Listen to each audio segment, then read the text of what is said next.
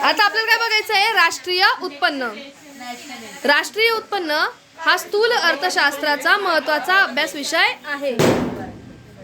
राष्ट्रीय उत्पन्न हा स्थूल अर्थशास्त्राचा एक महत्त्वाचा अभ्यास विषय आहे. देशाच्या अर्थव्यवस्थेत शेती, उद्योग, व्यापार, बाजारपेठा, बँका, वित्तीय संस्था, विविध विभाग आणि त्यांची कार्यालये. चला, नॅशनल इन्कम ही कन्सेप्ट मी तुम्हाला थोडीशी शिकवली होती. 11वीला पण थोडी घेतली होती आणि 12वीला स्टार्टिंगला घेतली होती. स्थूल अर्थशास्त्रामध्ये आपण घेतली होती. राष्ट्रीय उत्पन्न म्हणजे काय? एका आर्थिक वर्षामध्ये देशाच्या अर्थव्यवस्थेत उत्पादित झालेल्या सर्व वस्तू आणि सेवांची बाजारभावानुसार केलेली गणना. म्हणजे काय? राष्ट्रीय उत्पन्न म्हणजे मी तुम्हाला काय सांगितलं, देशात एका आर्थिक वर्षात देशाच्या अर्थव्यवस्थेत उत्पादित झालेल्या सर्व वस्तू आणि सेवांची बाजारभावानुसार केलेली गणना म्हणजे काय? तर राष्ट्रीय उत्पन्न होय. म्हणजे काय? तर national income is monetary valuation of goods produce in an economy in one accounting year. त्याला आपण काय म्हणतो? नॅशनल इन्कम म्हणतो. मग आता इथे नॅशनल इन्कमचे आपल्याला टोटल कन्सेप्ट शिकायचे आहेत. ओके, नॅशनल इन्कम म्हणतो. नॅशनल इन्कमचं आपण छोटीशी डेफिनेशन बघितली होती 11वीला आणि 12वीला स्टार्टिंगच्या फर्स्ट वाल्या लेसन मध्ये. आता आपल्याला नॅशनल इन्कम ही कन्सेप्ट टोटली शिकायची आहे. म्हणजे नॅशनल इन्कम नक्की कसं असतं, ते मोजण्याच्या पद्धती कोणत्या आहेत, आणि जर का नॅशनल इन्कम तुम्हाला मोजायचं आहे तर त्याच्यात अडथळे कोणते येतात, एवढं सगळं शिकायचं आहे तुम्हाला. आणि या लेसनवर टोटल 10 मार्काचा क्वेश्चन आहे विदाउट ऑर. हे क्वेश्चन तुम्हाला 10 मार्काला आहे. याच्यातला एक क्वेश्चन 8 मार्काचा असतो आणि 2-2 मार्काला, 1-1 मार्काला रिकामी जागा किंवा जोडी लावा, असे तुमचे 2 मार्क ते ऑब्जेक्टिव्ह मध्ये कव्हर होतात आणि 8 मार्क हे तुमचे इथे कव्हर होतात. म्हणजे तुमचा तो डिमांडवाला लेसन आहे ना, डिमांडवाला लेसन मी तुम्हाला म्हटलं तो 30 मार्काचा आहे लेसन, आणि विथ ऑर धरला तर तो 45 मार्काचा लेसन आहे. किती? 45 मार्क्सचा. डिमांड ए आणि डिमांड बी. तर त्या डिमांड ए आणि डिमांड बी मधले जे 2 क्वेश्चन येतात ना 8 मार्काला, त्यांना ऑर क्वेश्चन असतो याच्यातला, त्यांना ऑर क्वेश्चन याच्यातला असतो 8 मार्काचा. त्याच्यानंतर यातनंच अजून 4 मार्काचा क्वेश्चन येतो, तो थोडक्यात टिपाजा काहीतरी म्हणतो ना, शॉर्ट आन्सर, तसा वाला एक क्वेश्चन येतो. आणि यातलाच एक क्वेश्चन येतो, सहमत आहे की नाही कारण स्पष्ट करा, ऍग्री डिसऍग्री विथ रिझन्स. म्हणजे विथ ऑर म्हणाल तर हा लेसन इम्पॉर्टंट आहे आणि हा खरंच मार्क्स गेनिंग आहे. म्हणजे खरंच तुम्हाला याच्यात मार्क्स मिळू शकतात असा लेसन आहे. तर तुमचे तोंड बंद ठेवा आणि लेक्चर ऐका. मी तुम्हाला सगळं काही नाही शिकवणार आहे, फक्त लेसनची सुरुवात करणार आहे, म्हणजे मला उद्या हा लेसन अर्धा घेता येईल. तोंड बंद ठेवा. National income is one of important subject matter of macroeconomics. National income मोजायचे ना तुम्हाला, एका व्यक्तीचं की सगळ्या देशाचं? सर्व देशाचं. सर्व देश म्हणजे अख्ख्या अर्थव्यवस्थेचं है ना. अर्थव्यवस्थेतला लहानात लहान घटक की संपूर्ण अर्थव्यवस्था? संपूर्ण अर्थव्यवस्था. म्हणजे not a single unit, not a single economic unit. We want to study whole economy. So macro economics म्हणजे ही कन्सेप्ट कसली आहे? मॅक्रो इकॉनॉमिक कन्सेप्ट आहे. ही स्थूल अर्थशास्त्रीय संकल्पना आहे. आपण स्थूल अर्थशास्त्रीय संकल्पनांमध्ये किंवा वैशिष्ट्यामध्ये सगळ्यात पहिली हेच बघितलंय आपण. मग बघा, the national economy comprises. National economy मध्ये काय काय असतं? ऑल फर्म्स अँड फॅक्टरीज, सगळ्या उत्पादन संस्था, सगळे कारखाने. शॉप्स अँड मार्केट, सगळ्या प्रकारची दुकानं, सगळ्या प्रकारची बाजारं. Banks and financial institution, bank म्हणजे आपली अधिकोष, म्हणजे जिथे पैसे आपण जमा करतो. आणि फायनान्शियल इन्स्टिट्यूशन्स म्हणजे जे आपल्याला कर्ज देण्याचं कर्ज प्रोव्हाइड करतात. ओके. त्याच्यानंतर various departments and their offices. Various department and their offices म्हणजे जे गव्हर्नमेंटचे वेगवेगळे खाते आहेत बघा. बांधकाम विभाग आहे, सिडको आहे इथे, त्याच्यानंतर इकडे आयकर विभाग आहे, जीएसटी विभाग आहे ना. हे सगळे डिपार्टमेंट, त्यांचे वेगवेगळे ऑफिस, या सगळ्यांना मिळून एक आपल्याकडे काय असते? इकॉनॉमी असते. इकॉनॉमी मधले हे सगळे पार्ट ते कशात येतात? नॅशनल इन्कम मध्ये येतात.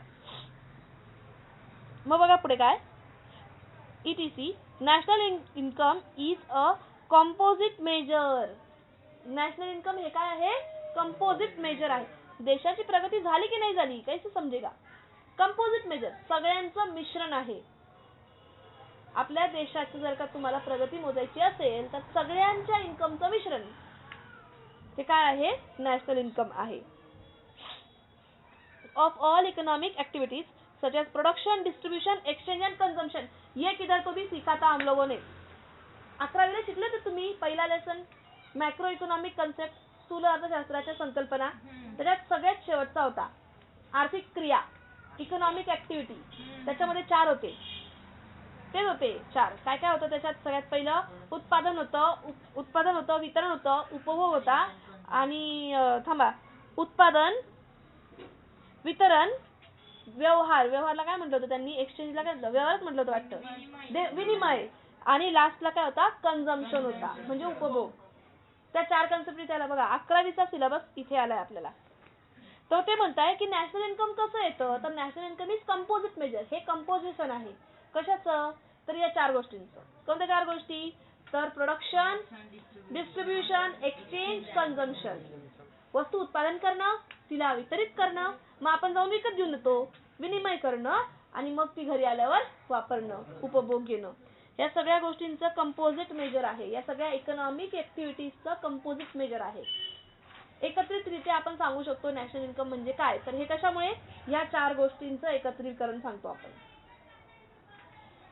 But it is also an objective indicator of economic welfare of the people in the country. आपल्या देशातल्या लोकांचं इकॉनॉमिक वेलफेअर होतं आहे की नाही, आर्थिक कल्याण होतं आहे की नाही, हे सांगण्यासाठी सगळ्यात भारी जर का काही असेल तर ते काय आहे, नॅशनल इन्कम आहे. तुम्हाला माहिती आहे दरडोई उत्पन्न काढतात, पर कॅपिटा इन्कम काढतात. ते कसं काढतात, national income divide by total population. कोणती पॉप्युलेशन, टोटल वर्किंग पॉप्युलेशन. जे काम करणारे लोक आहेत किंवा जे पेरोलवर दिसतात असे लोक. National income divide by total population, कोणती, जी काम करणारी पॉप्युलेशन असते ती. यांना डिवाइड केलं की पर कॅपिटा इन्कम येतं. आणि पर कॅपिटा दरडोई उत्पन्न काढलं की साधारणतः ठरलेलं असतं की एखाद्या व्यक्तीचं महिन्याचं उत्पन्न 5,000च्या आसपास असेल, 5-6 हजाराच्या आसपास, तर त्याला निदान खाण्याच्या वस्तू तरी घेता येऊ शकतात असं ते म्हणतात. म्हणजे याचा अर्थ खाण्याची त्यांची गरज भागतीये, बेसिक नीड भागतायत की नाही हे ते दरडोई उत्पन्नावरनं ठरवतात. असं त्यांचं काहीतरी कॅल्क्युलेशन असतं. मग या कॅल्क्युलेशनसाठी नॅशनल इन्कम हे काय आहे, महत्वाचं आहे.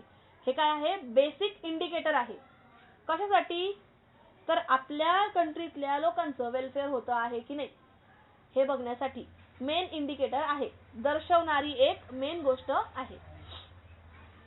In India, establishment of national income committee in 1949 marked the beginning of the government effort for regular compilation. फालतूगिरी आहे सगळी. Next, meaning. Modern economy is a money economy. आजची जी आपली अर्थव्यवस्था आहे ती कशी आहे, पैशांची अर्थव्यवस्था आहे. आजची जी मॉडर्न आधुनिक अशी अर्थव्यवस्था आहे ती कशाबद्दल आहे, मनी भाई, पैसा. Here national income of a country is express in terms of money. आणि आपलं राष्ट्रीय उत्पन्न आपण हे कसं सांगतो, पैशाच्या स्वरूपात व्यक्त करतो. सारिका, पुस्तक कुठे दिलं, म्हटलं मागे. The total income of the nation is called as national income. आपल्या देशाचं एकूण उत्पन्न म्हणजे राष्ट्रीय उत्पन्न, ही जी शॉर्टकट डेफिनेशन होती ती इथून आली होती तुमची. पुढे, इन रिअल टर्म्स, पण खऱ्या अर्थामध्ये, national income is a flow of goods and services produce in an economy during the year. National income म्हणजे काय, तर प्रवाह कसला, वस्तू आणि सेवा उत्पादित होतात ना एका आर्थिक वर्षामध्ये आपल्या अर्थव्यवस्थेत, त्या म्हणजे आपलं नॅशनल इन्कम आहे. म्हणजे त्यांचं पैशाच्या स्वरूपातलं गणना. बघा, एवढे वस्तू आणि एवढ्या सेवा आपल्या देशामध्ये उत्पादित झाल्या या वर्षी, हे आपलं काय, नॅशनल इन्कम. हे आपण कसं तयार करतो, म्हणजे आपण व्यक्त कसं करतो, इन टर्म्स ऑफ मनी. बाजारभावानुसार आपण काय करतो, सांगतो. According to monetary value. National जेवढ्या गुड्स आणि सर्व्हिसेस प्रोड्यूस होतात इकॉनॉमीमध्ये त्यांची आपण काय सांगतो, मॉनिटरी व्हॅल्यू. म्हणजे आपण नॅशनल इन्कम हे कसं एक्सप्रेस करतो, in terms of monetary value. आपण जे आपलं राष्ट्रीय उत्पन्न असतं ते कशा स्वरूपात व्यक्त करतो, पैशाच्या स्वरूपात व्यक्त करतो. हे खूप महत्वाचं वाक्य आहे, रिकाम्या जागांसाठी येतं. राष्ट्रीय उत्पन्न हे आपण पैशाच्या स्वरूपात व्यक्त करतो. आलं का लक्षात? ते ना तुमच्या मीनिंग मध्ये 2 नंबरची लाईन आहे बघा.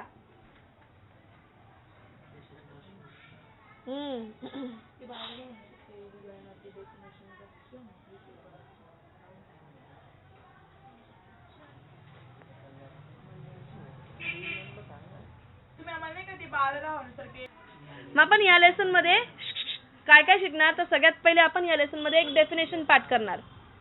ठीक आहे, डेफिनेशन पाठ केली की यानंतर आपल्याला राष्ट्रीय उत्पन्नाची वैशिष्ट्ये बघायची आहेत. म्हणजे आपण त्याचे काय बघणार, नॅशनल इन्कमचे फीचर्स बघणार. नॅशनल इन्कमचे फीचर्स माहिती तुम्हाला किती आहे आपल्या? 7.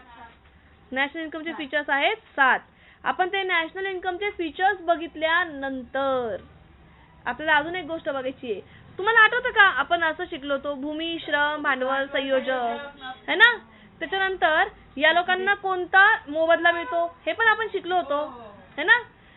मग याच्यामुळे आपली अर्थव्यवस्था कशी चालते, म्हणजे नक्की राष्ट्रीय उत्पन्न याच्यातनं कसं तयार करतात, म्हणजे याच्यातनं राष्ट्रीय उत्पन्न कसं मोजलं जातं, त्याचा प्रवाह कसा होतो, हा आपण इथे शिकणार बोर्डवर.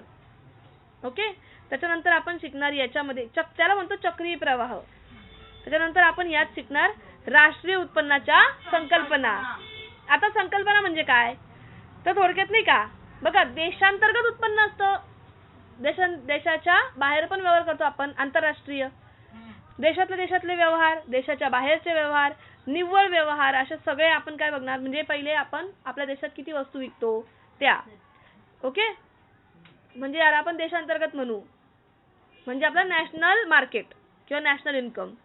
त्याच्यानंतर आपण बाहेरच्या देशामध्ये जे एक्सपोर्ट करतो, ठीक आहे, लक्ष द्या, आपण एक्सपोर्ट करतो आणि आपण इम्पोर्ट पण करतो, है ना? मग तुम्ही एक्सपोर्ट केलं त्याचा इन्कम किती ते सांगणारी पण एक संकल्पना असते. आणि नेट इन्कम वाली पण संकल्पना असते आपल्याकडे एक. नेट इन्कम म्हणजे कसं, तर एक्सपोर्ट जेवढा केला ना तुम्ही त्यातनं इम्पोर्ट मायनस करायचा, म्हणजे जास्तीत जास्त किती तुम्ही सेल केला हा पण आपल्याला बघायचा आहे. म्हणजे तुम्हाला आठवतं का की तुम्हाला माहिती आहे ना, मी एक्झाम्पल्स दिलेले की आपल्या देशामधनं बऱ्याचशा गोष्टी निर्यात होतात आणि आयात होणाऱ्या गोष्टी कमी आहेत आपल्या देशात आणि निर्यात होणाऱ्या गोष्टी जास्त आहेत. म्हणजे आपल्याकडे निर्यातीपासून मिळणारं उत्पन्न आहे. मग बघा, निर्यात केली 10 लाखाची, आयात केली होती 2 लाखाची, निव्वळ इन्कम किती आलं 8 लाखाचं, है ना? म्हणजे 8 लाख कुठून आले हे कसे कॅल्क्युलेट करतात ते पण आपल्याला शिकायचंय. आणि यानंतर आपल्या देशाचं मग टोटल इन्कम किती आहे, कारण आपण देशातल्या देशात पण विकतोय वस्तू आणि देशाच्या बाहेर पण विकतोय, है ना? मग यांची पण टोटल, या सगळ्या कन्सेप्ट आपण शिकणार. आणि या कन्सेप्ट नंतर आपल्याला लास्टला या लेसन मध्ये शिकायचं आहे की राष्ट्रीय उत्पन्न मोजताना अडथळे कोणते येतात, म्हणजे difficulties in calculating national income. ठेवा ते phone, difficulties in calculating national income ते आपण शिकणार. म्हणजे याच्यातलं एक साधं सुद्धा सांगते तुम्हाला, 2 प्रकारच्या अडचणी असतात, एक व्यावहारिक आणि एक तात्विक. मग आता तात्विक ऐकूयात, सॉरी व्यावहारिक वाले ऐकूयात पहिले. मला एक सांगा, आपली मम्मी आपल्यासाठी किती काय काय करते, पण ती याबाबतीत मोबदला घेते का? म्हणजे तिने आपल्याला काय दिली, फ्री सर्व्हिस दिली. आता सर्व्हिस तर तिने प्रोव्हाइड केली ना, पण तिला त्याच्यात मॉनिटरी व्हॅल्यू काही दिली का आपण? काहीच नाही. मग तिचं इन्कम कसं मोजणार नॅशनल इन्कम मध्ये, ही एक अडचण आहे. त्याच्यानंतर काही लोक काय करतात तर फ्री सर्व्हिसेस देतात, म्हणजे काही लोक काय करतात तर लोकांना मदत म्हणून सर्व्हिस देतात. मग त्याला नॅशनल इन्कम मध्ये कसं मोजणार? हा एक असला व्यावहारिक. आणि मग तात्विक अडचणी कोणत्या बघा, सॉरी ती तात्विक होती, आता व्यावहारिक बघायची आपल्याला. व्यावहारिक म्हणजे ट्रान्झॅक्शनल. मग व्यावहारिक मध्ये सगळ्यात महत्वाची बघा का कशी, मला एक सांगा, आपल्या सगळ्यांकडनं कर गोळा केला जातो आणि आपल्याकडनं जो कर गोळा केला जातो त्याच्यावरच काही ना काही प्रमाणामध्ये जे निवृत्त झालेले लोक असतात ना त्यांना पेन्शन दिल्या जातात. येतंय लक्षात? मग ते देशाचा खर्च झाला की तो देशाचा इन्कम झाला. येते का लक्षात? देशातल्या पैशातनच आपण त्या सरकारी लोकांना काय दिले, पगार दिले. मग तो देशाचा खर्च झाला खरं का त्या पेन्शनर लोकांचं इन्कम झालं? मग इन्कम म्हणून ऍड करायचं होतं की खर्च म्हणून लेस करायचं होतं? ही झाली व्यावहारिक अडचण. व्यवहारात गडबड होऊन गेली की नाही इथे. त्याच्यानंतर अजून एक साधी तुम्हाला सांगते व्यावहारिक अडचण. शेतकरी लोक फक्त शेती करतात का रे? त्यांच्या शेतीसोबत बरेचसे जोडधंदे असतात. काही लोक दुधाचा व्यवसाय करतात, काही लोक कोंबड्या पाळतात, काही लोक शेळ्या मेंढ्या पाळतात, काही लोक चाऱ्याचा पण व्यवसाय करतात है ना. काही लोक ते शेणाच्या काय म्हणतात गवऱ्या बनवतात, त्याचा पण बराचसा इन्कम असतो. काही लोक तर अमेझॉनवर पण विकायला लागलेत आजकाल. म्हणजे तुम्ही विचार करा, लोकांचं इन्कम फक्त आणि फक्त शेतीपुरतं मर्यादित असतं का? नाही. मग आपण शेतीवरच काय अंदाज लावणार की ह्या शेतकऱ्याचं एवढं इन्कम आहे? कदाचित त्याने बाजूचे इन्कम साईड इन्कम दाखवलेच नसतील. मग या सगळ्या गोष्टी आपण कशा मोजू? या मोजण्यात अडचणी येतात. आणि मग जे आपलं नॅशनल इन्कम आहे ते खरंच आहे की ते खोटं आहे, म्हणजे त्याचे आकडे बरोबर आहेत की चुकीचे आहेत याच्यावर आपल्याला डाऊट येतो. ते कोणत्या अडचणीमुळे? तर या 2 अडचणीमुळे. 2 अडचणी म्हणजे त्याच्यात खूप प्रकार आहेत, तात्विक आणि व्यावहारिक अडचणी. आलं लक्षात? हे सगळं आपल्याला या लेसन मध्ये शिकायचंय. खूप इंटरेस्टिंग लेसन आहे तो. मला 2 किंवा 3 दिवसामध्ये संपवायचा आहे. सो टप्पे देऊ नका. उद्या आपली बॅच कितीला राहील? तुमची पहिले अकाउंटची सरांना कन्फर्म करून घ्या. माझी बॅच कन्फर्म आहे 7:15 ते 8 वाजेपर्यंत. ठीक आहे, चला मारा कल्टी.